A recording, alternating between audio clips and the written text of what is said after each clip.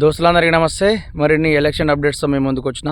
నిన్నటితో మూడో విడత నామినేషన్ ప్రాసెస్ పూర్తయింది. ఈరోజు స్క్రూటినీ ఉంటుంది. ఎదురుగా కొట్లాడినోడు వెనక నుండి కొట్లాడతారన్నట్టు స్క్రూటినీలో భాగంగా ప్రత్యర్థి అభ్యర్థిని ఏ రకంగా మనం ఎగరగొట్టాలని చాలామంది చూస్తున్నారు. సరే, ఏదేమైనప్పటికీ కూడా యోగ్యత అనేది ఉంటుంది.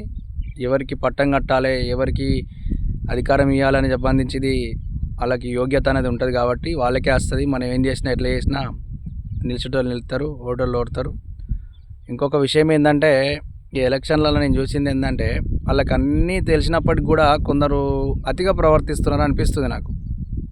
వాళ్ళు చాలా ఏళ్ళ సారి పోటీ చేసినప్పటికి కూడా కొన్ని కామన్ రూల్స్ పాటిస్తలేరు అని అనిపించింది నాకు చూసినప్పటికీ. సో అది ఏదేమైనప్పుడు కూడా పాటించకుండా అతిగా చేసేటోళ్ళకి ఏమవుతుందంటే, ఒక మాట ఉంటుంది ఏంటంటే, నోరు మాట్లాడకుండా కళ్ళు మాట్లాడతానే అన్నట్టు, ఆ కళ్ళు మాట్లాడే కళ్ళను వాళ్ళు చేసే పనులను సమస్త సమాజం చూస్తూ ఉంటుంది. కాబట్టి దానికి సమాధానం వాళ్ళు ఇప్పుడే ఇవ్వలేకపోవచ్చు, కానీ సమయం వచ్చినప్పుడు ఖచ్చితంగా ఇస్తారు. ఇది అర్థమయ్యేటోళ్ళకి బాగా అర్థమవుతుంది. కాబట్టి కొంచెం మీరు అందరికి అనుగుణంగా ప్రవర్తించాలని కోరుకుంటున్నాను. Thank you friends.